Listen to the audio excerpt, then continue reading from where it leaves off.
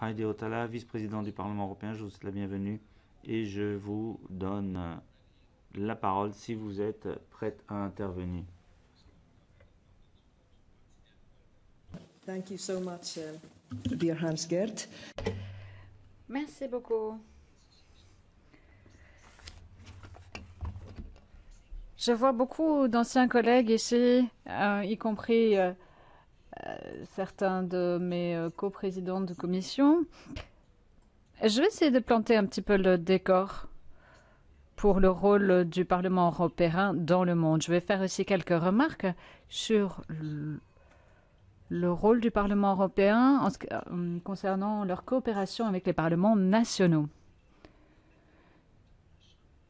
Mais puisque nous sommes à la veille d'un jour de scrutin très important au Royaume-Uni, les élections parlementaires demain, le 12, permettez-moi de faire une observation qui recèle une certaine vérité, je pense. Si le Parlement britannique est le berceau de tous les parlements, la Chambre des communes avait des pouvoirs de contrôle semblables que les nôtres, et au Parlement européen, eh bien, peut-être que l'ensemble de la saga du Brexit aurait pu être évité. Pourquoi est-ce que je vous dis cela? Eh bien, c'est parce que les parlements nationaux contrôlent authentiquement leur propre gouvernement.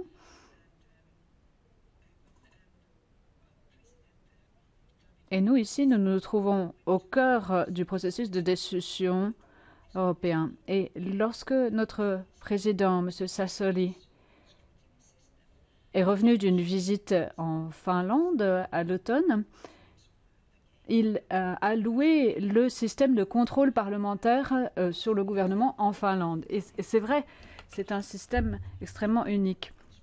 Chaque membre ici en Europe, chaque député du Parlement européen, via son engagement sur des dossiers particuliers, économie, agriculture ou autres, eh bien, ça fonctionne aussi de la même façon en Finlande.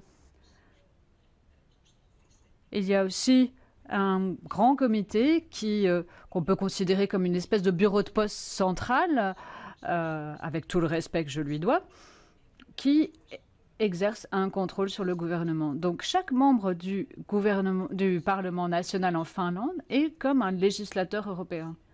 Et j'aimerais que tous les parlements européens aient le même pouvoir de contrôle sur leur gouvernement. Et il semble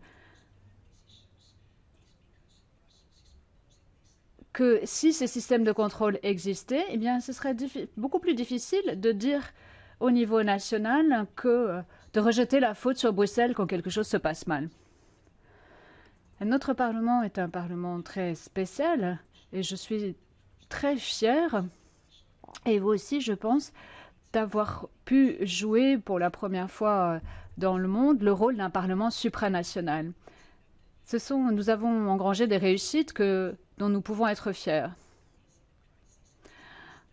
Le monde et l'ordre multilatéral connaissent une crise à l'heure actuelle. Hier, l'OMC a été sauvé de peu car il y a eu un accord sur le budget de cette organisation. Néanmoins, l'OMC connaît des dysfonctionnements car les États-Unis ont refusé de se mettre d'accord sur les nominations de ses membres du système d'appel. L'Union européenne est donc dans une position unique, car elle est encore le marché intérieur le plus grand du monde. Sa démocratie supranationale est unique et elle doit donc chercher des partenariats actifs dans d'autres régions du monde qui font la même chose, qui fonctionnent de la même manière et qui défendent les mêmes valeurs fondées sur le droit international. Les partenariats sont quelque chose que nous devons renforcer, comme l'a dit récemment Ursula von der Leyen. Je suis extrêmement d'accord avec elle. Aujourd'hui, elle va venir au Parlement européen et elle va présenter le Green Deal qu'on attend depuis longtemps. Et ce Green Deal est une feuille de route pour transformer nos économies, notre style de vie, pour que pour les rendre durables et pour assurer le bien-être de tous sans que notre empreinte carbone soit trop importante. Et je crois qu'on peut vraiment authentiquement parler de transformation. Nous devons changer de système. Nous ne devons pas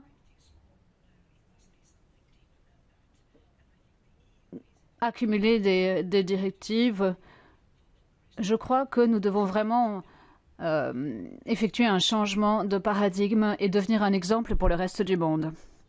Nous allons maintenant aborder une année importante. La conférence pour l'avenir de l'Europe va être mise en place. Le Parlement européen a déjà débattu de cela, en particulier dans la Commission sur les affaires constitutionnelles, et je constate que le Parlement se montrera très uni dans la poursuite de son objectif. Nous pensons que le Parlement européen pourrait jouer un rôle de chef de file dans cette conférence sur l'avenir de l'Europe qui a été inscrite dans le programme de la nouvelle Commission et sur la plateforme de Ursula von der Leyen. La question qui se pose aujourd'hui est la suivante. Comment pouvons-nous, en tant que Parlement, prouver aux États membres, prouver aux parlements nationaux, je l'espère aussi, avec le soutien de la société civile et d'autres acteurs de la société, comment pouvons-nous prouver qu'il y a des obstacles, des résistances au sein de l'Union européenne qui empêchent le Parlement et l'Union européenne de jouer son rôle sur la scène internationale.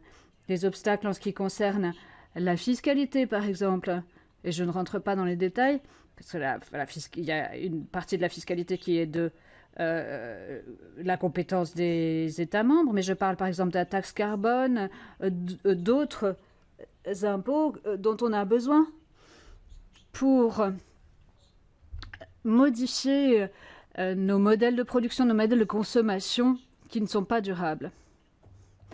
En ce qui concerne aussi la politique extérieure, et je suis sûre qu'Elmar Brok vous en dira davantage sur le sujet, le principe de l'unanimité entre les États membres, c'est quelque chose qui empêche l'Union européenne, en ces temps critiques, de revêtir la place qui lui revient dans le système multilatéral et sur la scène internationale. Donc les enjeux sont importants et je suis certain que chacun d'entre vous s'intéressera activement et contribuera à cette conférence sur l'avenir de l'Europe. Le Parlement n'exclut pas la possibilité de proposer des modifications du traité, mais il y a sans doute déjà beaucoup de choses qu'on peut faire en restant dans le cadre actuel. On va attacher une attention particulière à la légitimité, à la transparence de la prise de décision. Le fait que Ursula von der Leyen a aussi exprimé son soutien sur le renforcement des listes transnationales et le système des candidats chefs de file, on va sans doute en reparler.